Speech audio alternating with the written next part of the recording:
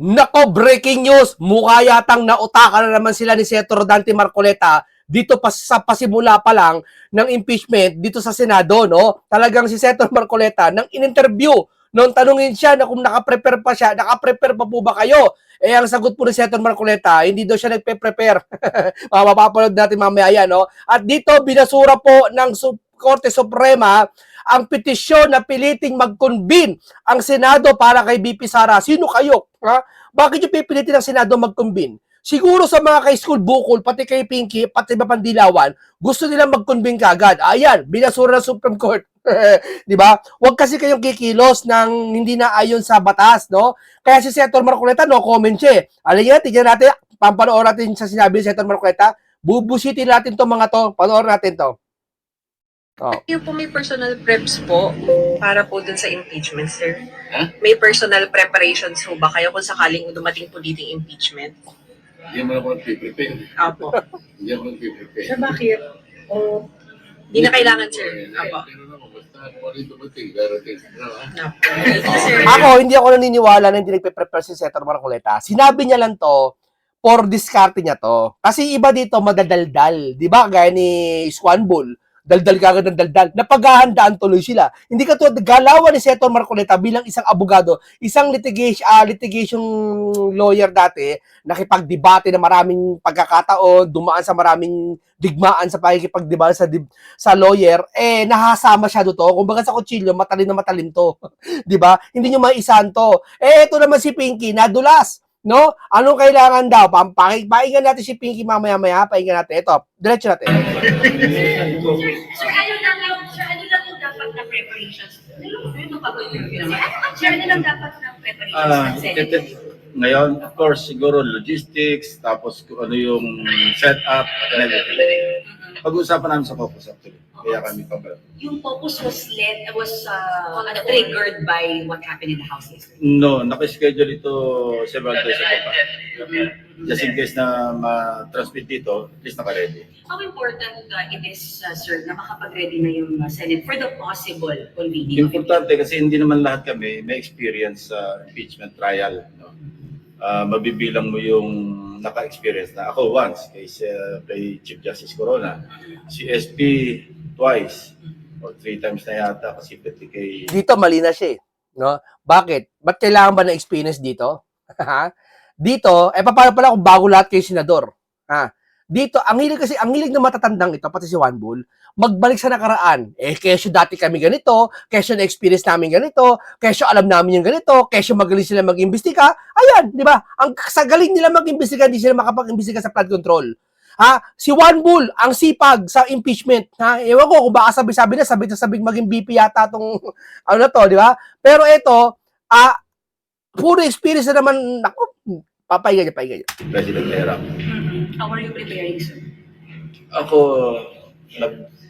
parang si SP rin, merong crash course sa rules of court. Mamaya actually, nag-invite ako ng isang judge to brief me kung ano yung, pati yung compilation of evidence. Yeah. Although, one of 24 senator judges lang ako. Si SP talaga yung on the spot. Kasi meron yung kailangan mag-rule siya immediately to sa mga objections, di ba, ng both defense or prosecution panels na whether to sustain or overrule yung mga objections. So, Downside ba or mas mahirap pa sa mga senators na hindi lawyer yung impeachment trial? siyempre, may disadvantage. Di ba yung lawyers, may experience sila sa litigation. Oh, may experience na sa litigation. Sino ba litigation dyan na lawyer? Si Senator Marcoleta. Hindi pinuri niya si Senator Marcoleta, hindi sinasadya. 'Di ba? Dahan-dahan ka lang kasi sa pananalita mo, kasi lahat ng pananalita mo, nagiging papuri kay Senator Marcoleta. Isa lang ibig sabihin nun, sa kahit anong aspeto talaga, magaling si Senator Marcoleta. Daig kayo. 'Di ba? Inamin niya, hindi siya lawyer at wag mo sabihin disadvantage ang lawyer talaga. Advantage talaga ang lawyer, kayo wala kayong ka-advance diyan sa ano na yan. Tapos si Senator Marcoleta, ang sabi ni Senator Marcoleta, hindi ako nag-prepare. Kung ako, tingin ko, kunwari lang yun eh. Style lang ni Senator Marcoleta yun. Eto, ang dadaldal. Tingnan mo, pulo interview sa kanya, napaghahandaan sila. Di ba? Yan ang pinagkaiba ng abogado sa hindi abogado, abogado. Di ba? Yan ang pinagkaiba. Eto, anong prutas to? Wala nyo anong prutas to. Ya, abogado. Abogado to eh. Ya? Isa, soft drinks, Pepsi. May experience sa court proceedings, so lamang talaga yung mga lawyers. Oh. Ang problema, kakaunti yung lawyers namin dito. Sir, Ano ka konti lo sa dyan? Bakit? Si Cayetano, si Marcoleta, si Pia Cayetano. Oh, umalis na kay lahat dyan. Tatlo na lang yung okay na. Solve na yan. Sino ba lawyer dyan? Si Kiko. Ah, lawyer ba yun si Kiko? Si Kiko Maching. Lawyer. Sana all. hindi binuksan yung box na galing sa BIR, sabi sa Senate na lang daw. Is that something na Rightly so, kasi I heard former BIR Commissioner Enares, merong provision sa NIRC na sinasabi niya, only with the authority, written authority by the President na pwedeng mag-divulge ng mga ITRs ang BIR. So, kailangan po niya. sinasabi ng kampo ni VP Sara, dito siya haharap. Ito yung tamang venue. Tama, you think, sir, dito talaga siya dapat humarap? If Well, ever. that's her call. Even in the Senate, although yung impeachment trial court may compel her to attend, pero pwede niyang i-waive yung kanyang appearance. Sir, konti lang ang calendar. Kasi 1 month lang kayo, sir, mag-session eh. Paano possible Wala, na? tuloy-tuloy yun. Oh, tuloy-tuloy yan. Pag impeachment, tuloy-tuloy. Pag flood control, hindi tuloy-tuloy. Wala. Ayaw. Hanggang ngayon, wala. Yan. Eto yung mga to. Sabihin nyo si Senator Marcoleta, kakampiyan si Sara. Wala kayong pakialam kahit kampiyan, harap-harapan ni Senator Marcoleta. Si Sara Duterte, kampihan na to. Kampi, harap-harapan, kinakampihan nyo na yung mga... Eto, wala silang harap-harapan, kinakampihan yung flood control. Pero sa hindi nila pag-act, hindi nila paggawa ng flood control issue niya, parang ganoon na rin. Eh di kampihan na lang. Kung ako si Senator Marcoleta, kakampihan ko si Sara na. Pakialam nyo. Di ba? Ano to? Bastusan na to. Di ba? Bastusan eh. Binabastos na tayo. Sambayan ng Pilipino nakapataya rito, binabastos na tayo eh. Biri mo, si Sara, ang sipag nyo, sa flood control, ang sipag nyo, hindi natin sinabi si Sara wag na litisin. At dapat talaga litisin kung talaga nagkasala sa batas si Sara. Panagutin. Kung ma-impeach, kung yan ang hinihingi ng pagkakataon, sige, i-impeach natin, walang problema. Pero ang nakakasama ng loob, itong nangyayaring flood control, ni isa hindi nyo pinag-uusapan. Impeachment trial sa session. So, So yung CNDA adjournment will not in any way affect the schedule of the impeachment trial. so even if June, July, you can Yeah. go on with it. Kasama sa pag-uusapan. Sir, isa na lang. Yung schedule lang, sir, ng trial, anong possible? Monday to Thursday? One of the options yung napag-usapan namin last time. Alam na alam pati schedule, no? Pati oras, no? Galing. Pag flood control, tinanong siya ni Senator Marcoleta, kailan ka mag-iimbestiga? Mag-iimbestiga? Yes. Kailan? Pirmahan nyo muna pa siya report. May condition, no? Ang galing. Galing mo. Na MWF para tuloy-tuloy din yung session namin. Pero sir, kung ano yun, kung may regular session, paano kung halimbawa CNDA? Pag-uusapan pa rin yun. Pwede mo daily. Sir, isa na lang. May spokesperson po kayo itatalaga. for impeachment. Kasama sa pag-uusapan. So far, wala pa. Thank you, sir. Salamat, sir. 7 billion. Kasi ang total appropriations for 2025, 27,544,000. 544,000 pesos. Enough na yun. So, ang nagastos lang, around 500 is pagpapagawa ng ropes. So, initial ang information is that 60 ropes yung pinagawa at 7,000 per piece. So, that's around 400 plus other incidental siguro. Nagastos yung 544. So, there's at least 27 million, not 26 million. Sir, 27, lahat yung magagamit for I the don't impeachment. know. Kung hindi magamit, susuli sa treasury. Enough Kung na hindi yun. matuloy, susuli sa treasury kasi continuing appropriations last year ito magagamit lang yun. Sir, Second enough year. yung 27 yun, sir. I don't know. Ipag-usapan namin. Thank you, sir. Bago tayo dumako dito kay Wambul, dito muna tayo sa impeachment na binasura. Mambubushit lang tayo dito para masar sila masyado. Ibinasura ng Supreme Court, SC, ang petisyon nagdala yung piliti ng Senado na umano agad bilang impeachment court para sa kaso ni Vice President Sara Duterte. Ito ay isang malaking hakbang muling nagpapatibay sa prinsipyo ng separation power of governments. Ayan, Sa isang desisyon 1401, iginiit ng Korte Suprema na walang sapat na legal na basihan para gamitin ang mandatos laban sa Senado, paliwanag ng SC. Ang Senado ay isang kapwa sangay ng gobyerno na may sariling kapangyarihan at proseso sa ilalim ng konstitusyon. Kaya hindi ito maaaring diktahan o ng hudikatura. Kasi sila, gusto nila atat-atat sila. Atat na talaga sila. Ayan, nabasura. Lahat to mababasura. Maniwala kayo. Ako, teorya ko lang ha. Mababasura lahat to. Sabi yan ni Harry Roque, hindi para ma-impeach si Sara. Alam nila, hindi nila ma-impeach si Sara. Para siraan lang si Sara sa sambayan ng Pilipino. Diba? Kasi, ito na yung pagsamantala na akala nila, masisiraan nila. Hindi nila alam. Hindi sila nadala, no? Ito mga pinklawan, hindi nadala, no? Yung kapaninira nyo kay Duterte, yung nagpanalo sa kanya noong 2016. Di ba? Nagpa-commercial pa kayo, ginamit nyo pa yung bata. Di ba? Dati, alala nyo, yung 2016, ang daming paninira lumabas kay Pangulong Duterte. Ha? Ito ang nagpanalo sa kanya, yung paninira nyo. Tapos sinuulit nyo naman ngayon. Di ba? Kay BBM, ito, balikan natin yung 2022 election. Di ba? Kay BBM, pati kay Uniteam. Sinisiraan yung mga pinklawan, sinisiraan yung mga BBM. Sinisiraan yung DDE. Di ba ito nagpanalo, 31 million ang vote. Di ba? Yung mga pinklawan nyo, diretso sa Inodoro talaga. Wala nangyari. Di ba? Natatandaan nyo? Tapos inuulit nyo naman ngayon. Ano ba yan? Same chemistry, same procedure, same solution. Ano nyo babaguhin to? Nak ng teteng. Nabasura na ng unang impeachment eh. Wala talaga kayo kadala-dala talaga, no? Talagang, ang lagi silang talunan. Hindi na kinadala. Ha? Inulit nyo na naman yung style nyo dati.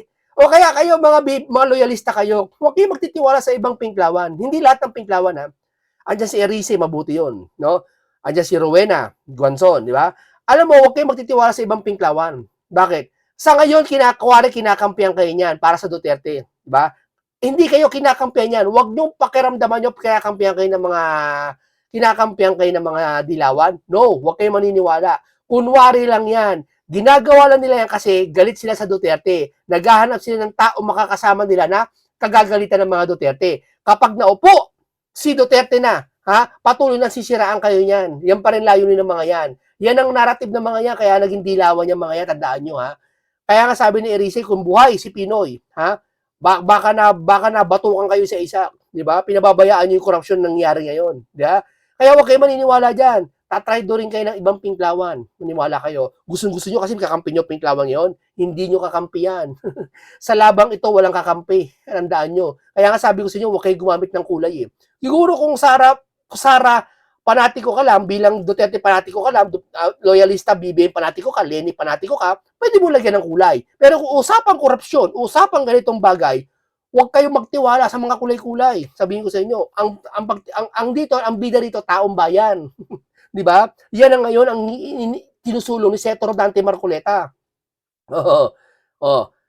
Binigyan diin ng korte ang proseso ng impeachment ay may malinaw na mekanismo at hindi pwedeng panghimasukan ng mga hukom, maliban lang kung may malinaw na grave abuse o discretion. Nilinaw rin na ibig sabihin ng terminong forthwith ng konteksto, kasi forthwith parang madaliin parang bilisan na dapat kumilos na walang masyadong delay, pero hindi ibig sabihin ay agad-agad ang aksyon na pwedeng ipilit. Kasi, sabi nga na matatanda, ang maglakad na matulin, kung matinik ay malalim. Ayaw ng Korte Suprema na padalos-dalos. Gusto ng mga pinklawang, siguro padalos-dalos sila, di ba?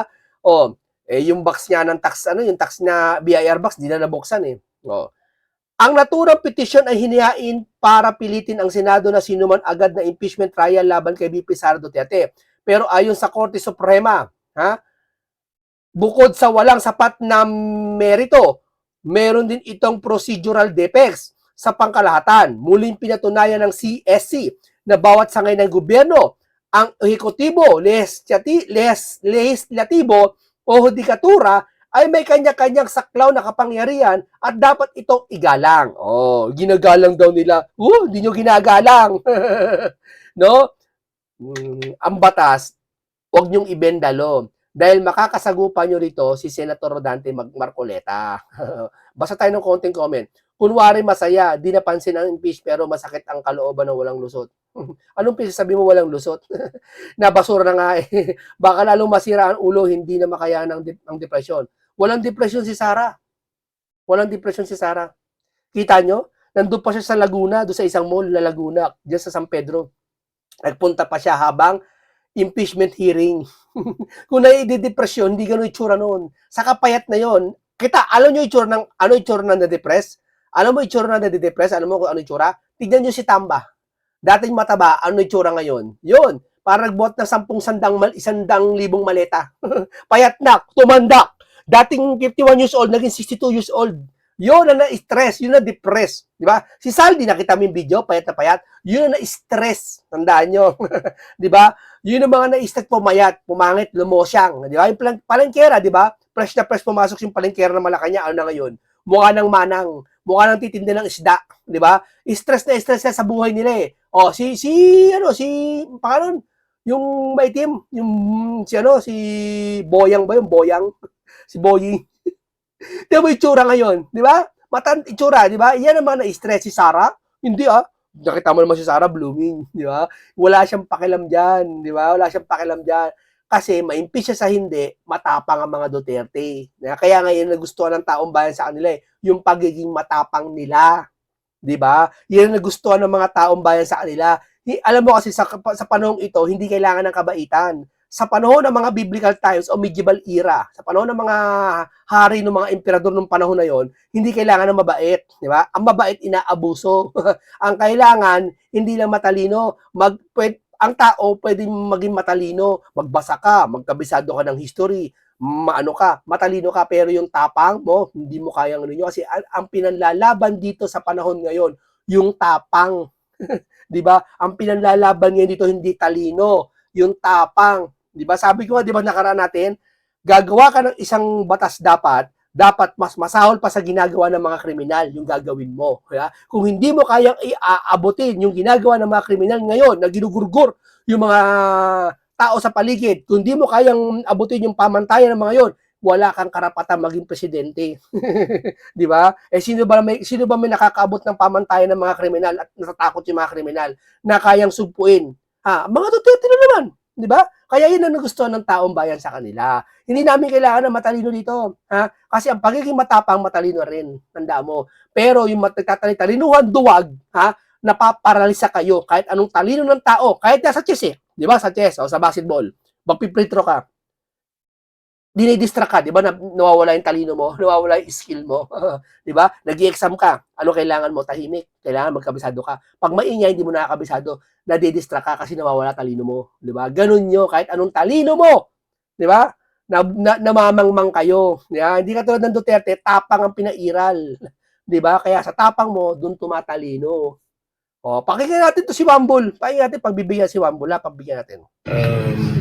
Kahit nung araw na Senate President ako, bago mag-resume ang sessions, Wag mo na alala, ang hirap sa taong ito, lagi niya, nung araw, pagka kami nagre-resume, kami nagaganto. Sabihin mo yung ngayon. Tamo, di ba? Pinagkaiba ni Senator Marcoleta sa kanila.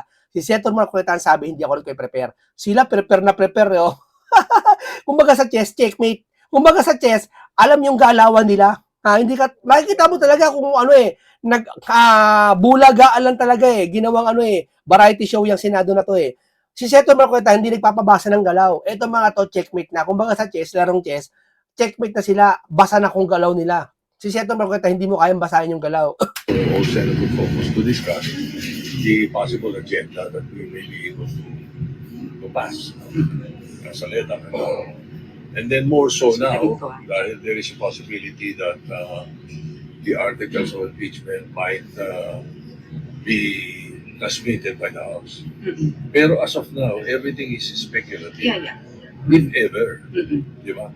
So what we will be doing in this caucus will be to, discuss the agenda for the next month.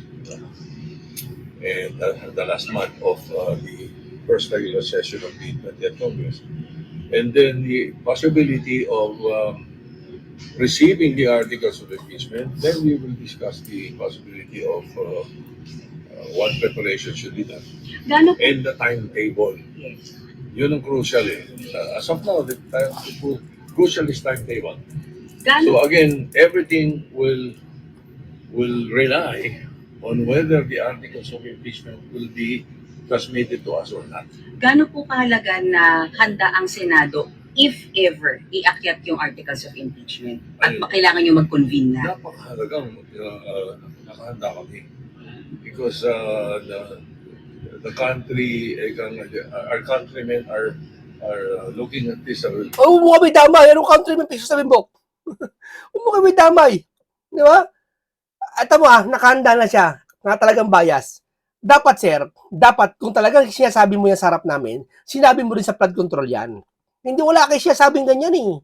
Di ho ba? Akala nyo lagi destabilization sa ano eh. Porkit ang paniniwala ng palasyo, destabilization lahat na lumalabas, yun din ang gusto nyo sundin. Sir, dapat may sarili kayong kaisipan, hindi kayo parang robot dyan, kung lagyan ng baterya, susunod na lang. Di ba? Very seriously. Monitor nila yung sa house. Diba? So they will expect us to do our job once we receive it. Pero again, once we receive it. May pressure Ano tayo? May pressure ba sa inyo, sir? Especially VP Sara ito, kilalang personalidad ito, Vice President itong ini-impeach. Dapat ang mentality namin hindi ganyan. Uy! Mentality namin, hindi ganyan. Uy! Bugok! Anong... Yeah, sabi sa kanya, sir, may pressure po ba? Kasi sikat na tao to, kailan tao to, VP Sara Duterte to. Dapat ang mentality namin, hindi ganyan. Eh kung hindi pala ganyan, ba't di nyo inimbitahan nyo sila dapat imbitahan sa flood control? Wag nga kayo, niloloko tayo. Huwag nyo naman kami lokohin, sir.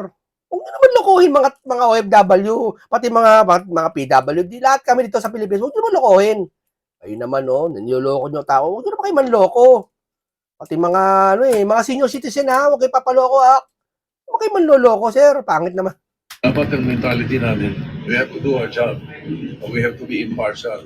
Kahit sino pa yung ipapadala sa amin. Kahit sino, talaga. Eh kung si Tamba, nanginig ka na. Napainom ka bigla ng Pepsi. Articles of impeachment, we have to read, we have to look at it at a very impartial attitude. Sir, So, wala lahat dapat isipin gano'n. sir, ano po yung possible timeline? Kasi ang sabi po ni Chair Luistro ay May 11 daw possible magbotohan yung House sa plenary. Ganun pa. Transmit na rin na po dito Kasi sa ang balita ko nung una was when they resume on Monday, they'll discuss it already. So kung May 11 yan, that means May 11 sa Monday. May 11 pa lang nila hubotohan eh. Yes, Why sir. not answer your question? But sabi niyo crucial the timetable. Why? O syempre, kasi may break eh. Uh-huh. The Senate, the legislative body, will be on break by June 5. Mhm. So that will be both houses of Congress. But then again, the impeachment court is different from the Senate. So, kailangan pag-usapan namin yung timetable. Sir, kailangan bang... Just in case. Pero again, ayoko nang, kasi lahat yan speculative eh. Hintay muna natin yung articles of impeachment. If they pass it, and they will transmit. But if Then we discuss everything else. But if there is a need to convene the impeachment court, it should happen hanggang June 5 lang habang nasa session kayo. Tama po ba? Hindi. We can extend. Depende sa Extend session. sa Senate. Or just to convene, Hindi. you can extend. The Nakakatawa siya, no? Nakakatawa ako. impeachment court can extend. The Not impeachment the court. Senate. No, the convening SP. The convening during session. Kung May 11 natanggap, let's say, pinasa nila. Yeah. Yun ang ayoko kasi pag-usapan. If ever lang Speculative SP. eh. Speculative. Ano ko ba gusto pag-usapan? Ba't ayaw mo naman may pag-usapan? If ever, pinasa nila, 11. O, then 12. Tatransmit nila. O, then dapat 13, we will discuss it already and convene as an impeachment court. Pero hindi kailangan na naka-session bago mag-convene yung impeachment court? Or kailangan in session yung legislative? Hindi, kailangan yung Senate in session para Hindi na bago yung landas ng buhay natin, no. Lagi na lang ito nakikita natin pagmumukha sa Senado, no. No? Nakita nyo, lalong nakikita nyo na ang mukha nito iisa lang sa Senado, hindi magbabago Pilipinas, tandaan nyo yan. Tandaan nyo yan. Kailangan ang pinakalo dyan, may mabagong mukha dyan sa Senado para mabago ang takbo ng Pilipinas. Kapag ito paulit-ulit, sabi niya ng isang kasabihan, di ba? Kung ano ginawa mo ngayon at ginawa mo agahapon na siyang ginawa mo ngayon, asahan mo yung kinabukasan yung pare na mangyayari sa'yo. Di ba? Walang magbabago doon. Di ba? Tama na, siguro last episode na to nila. Sana. Mabago na Pilipinas sa mga Lalo ngayon, ang sakit ng ginawa ng mga to. Ayaw mag-imbestiga sa flood control. Okay, maraming salamat. Mabuhay lahat kayo. Isang makabulang talakayan. Buti yan si Senator Dante Marcoleta na maaasahan natin na talagang nautaka na naman sila ni Senator Marcoleta dyan sa pagsagot-sagot dyan sa tungkol sa impeachment niya. No? Maraming salamat sa inyo. Ganito lang po. Paalam po sa inyong lahat.